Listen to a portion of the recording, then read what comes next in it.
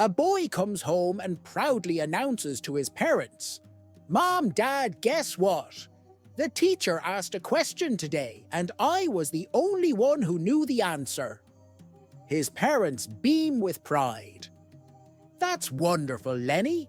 What was the question?" Sticking out his chest, Lenny replies, "The teacher asked, who farted?" As a man walked through the city, he was approached by a scruffy, dishevelled bum who asked, "Sir, could you spare a couple of dollars for dinner?" The man took out his wallet, pulled out $2 and asked, "If I give you this money, will you spend it on whiskey?"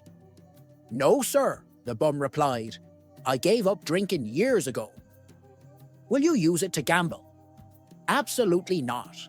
Every penny I get goes towards surviving." "What about golf? Will you spend it on greens fees?"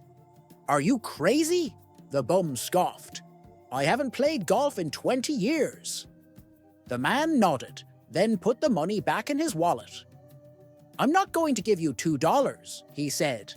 "Instead, I'm taking you home for a great meal cooked by my wife." The bum's eyes widened. "That's really kind of you, but won't your wife be upset? I mean, I'm filthy, and I probably don't smell great." The man grinned. "Nah, it's fine. I just want her to see what a man looks like when he quits drinking, gambling, and golf." A young boy was visiting a church for the first time, looking over the announcements and posters on the walls, when he came across a display of pictures featuring men in uniform. He turned to a nearby usher and asked, "Who are all those men in the pictures?" The usher replied, "Those are our boys who died in the service." The boy, confused, asked, "Was that the morning service or the evening service?" A man had just opened a restaurant, but he couldn't come up with a name. So he decided to name it after the second person to walk in. When the second person walked in, the man asked for her name. The woman says her name is Jill. "Well, Jill, you have nice legs." So the man named his restaurant Jill's Legs. A week later, a drunk guy was laying on the sidewalk in front of the restaurant when a police officer asked him what he was doing there. The drunk guy replied, "I'm waiting for Jill's Legs to open so I can get a bite to eat." Little Johnny was caught swearing by his teacher. "Johnny," she said, "you shouldn't use language like that. Where did you even hear those words?" "My dad said them," he replied. "Well, that doesn't make it okay," the teacher replied. "I bet you don't even know what it means." "Oh yes, I do," little Johnny shot back. "It means the car won't start." A husband and wife were celebrating their 50th anniversary. That night, the wife approached her husband wearing the exact same negligee she had worn on their wedding night. She looked at her husband and said, "Honey, do you remember this?" He looked up at her and said, "Yes, dear, I do. You wore that same negligee the night we were married." She said, "That's right. Do you remember what you said to me that night?" He nodded and said, "Yes, dear, I still remember." "Well, what was it?" she asked. He responded, "As I remember, I said, 'Oh, baby, I'm going to the life out of those big and your brains out.'" She giggled and said, "Yes, honey, that's exactly what you said. So now it's 50 years later, and I'm in the same negligee I wore that night. What do you have to say tonight?" Again he looked up at her, and he replied, "Mission accomplished." My neighbor, she's single, gorgeous, and lives right across the street. Tonight, I watched as she came home from work. To my surprise, she walked over, came up my driveway, and knocked on my door. I opened it, and there she was, looking at me with a mischievous smile. She said, "I just got home, and I have this overwhelming urge to have a great time, get drunk, and really enjoy myself tonight. Are you doing anything?" Without missing a beat, I replied, "Nope, I'm free." "Perfect," she said. "Could you watch my dog?" The little boy greeted his grandmother with a hug and said, "I'm so happy to see you, Grandma. Now maybe Daddy will do the trick he has been promising us." The grandmother was curious. "What trick is that, my dear?" she asked. The little boy replied, "I heard Daddy tell Mommy that he would climb the walls if you came to visit us again." An elderly couple is sitting on the porch, reminiscing about their younger days. The husband leans over and says, "Martha, do you remember the first time we kissed behind that old barn on your family's farm?" She chuckles. "Oh, of course, Harold. How could I forget?"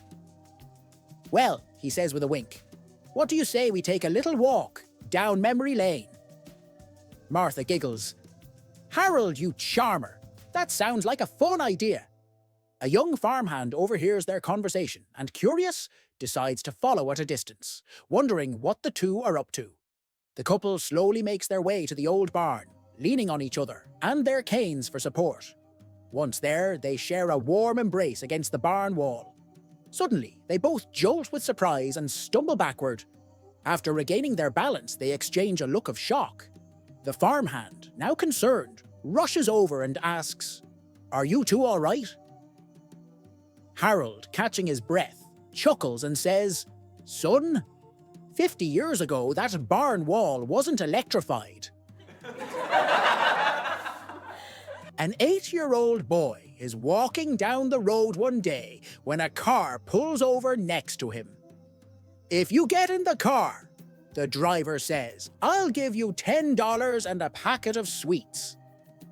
The boy refuses and keeps on walking.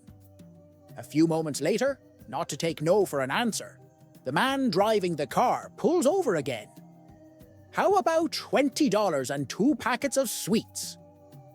The boy tells the man to leave him alone and keeps on walking. Still further down the road, the man pulls over to the side road.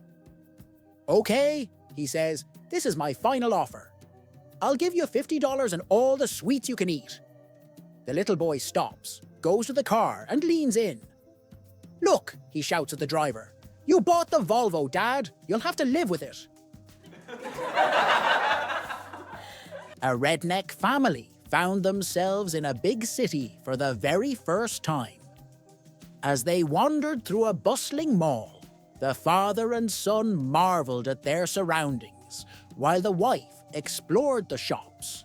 Their eyes widened in wonder at almost everything they encountered, but nothing captured their attention quite like 2 shiny silver doors that slid apart and back together again.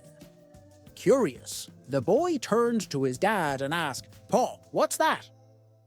The father, having never seen an elevator before, scratched his head and replied, "Son, I ain't got a clue. I ain't never seen nothing like that in my life." As they stood there in awe, an elderly lady in a wheelchair approached the sliding doors and pressed a button. To their amazement, the doors opened and she rolled into a small, enclosed space. The father and son watched as circular numbers above the doors lit up one by one, climbing higher and higher. When they reached the last number, the lights began to descend in reverse order. Suddenly, the doors opened once more, revealing a stunning, voluptuous blonde woman in her 20s stepping out. The father, his gaze fixed on the young woman, leaned down to his son and said, "Boy, you better go get your mama." A Texas state trooper pulled over a car on I-35 about 2 miles south of Waco, Texas. When the trooper asked the driver why he was speeding, the man explained, that he was a magician and juggler on his way to Austin to perform for the Shrine Circus. He didn't want to be late. Intrigued, the trooper admitted he had always been fascinated by juggling and made the driver an offer. If he could put on a little show, he'd let him off with a warning. The driver sighed and said he had sent all his equipment ahead and had nothing to juggle. The trooper thought for a moment, then said, "I've got some flares in the trunk. Can you juggle those?" The performer nodded, so the trooper retrieved 5 flares, lit them and handed them over. As the juggler expertly tossed and caught the blazing flares, a car pulled up behind the patrol vehicle.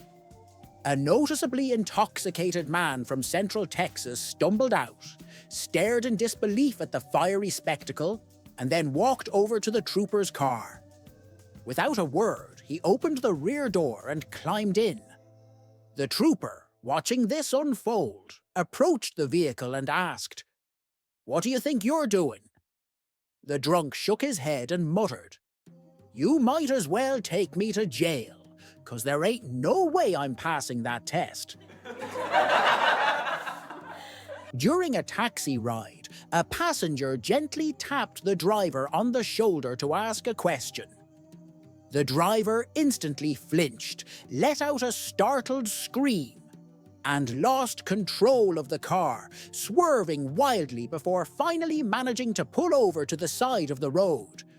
Breathing heavily and still visibly shaken, he turned to the passenger and said, "I'm so sorry about that.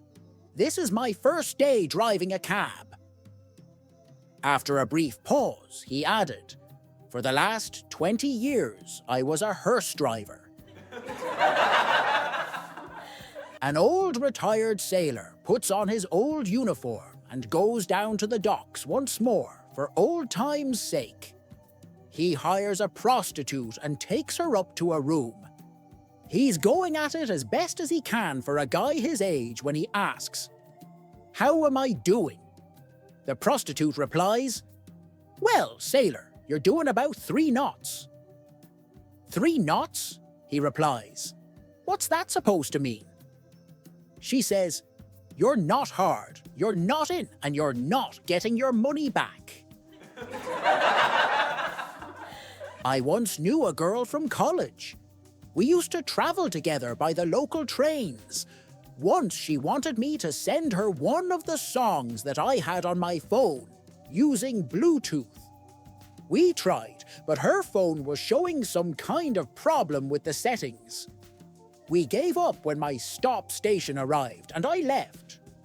Later in the night, I got a text message saying, "Hey, send the song now. My Bluetooth is working." I had a good laugh that night. The worst part is, we are engineers. A large woman wearing a sleeveless sundress walked into a bar in London.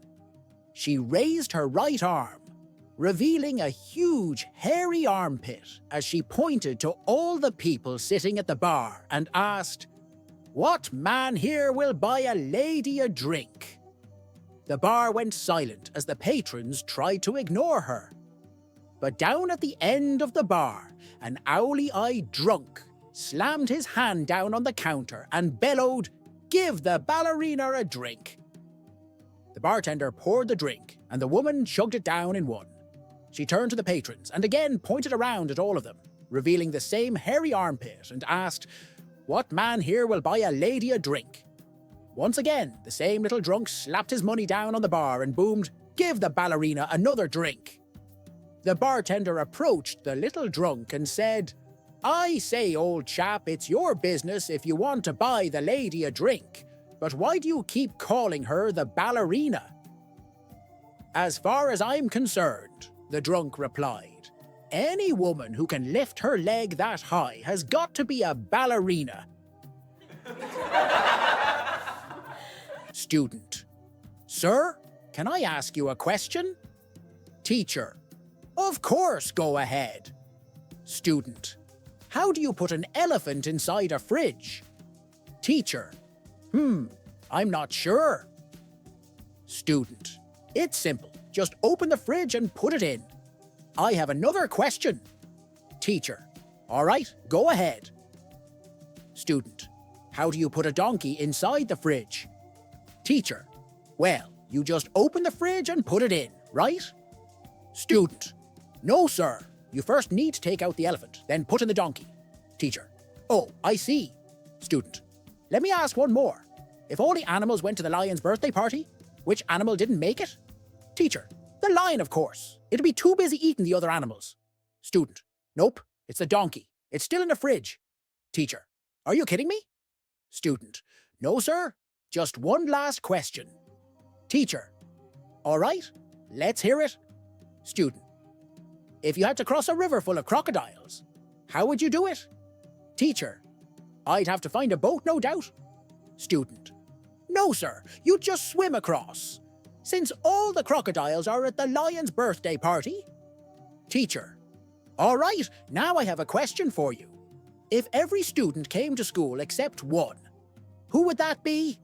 Student: I'm not sure, sir. Teacher: It's you, because you're on 2 weeks suspension. 3 very different couples want to get married at the same church. There is a very young couple, a middle-aged couple, and an elderly couple of over 70. All 3 couples meet with the priest of the church to discuss when and how they can get married. In order to get married in my church, I have one rule. You really have to go 1 month without making love, says the priest to the couples. After 1 month, all 3 couples return to the church to talk with the priest again.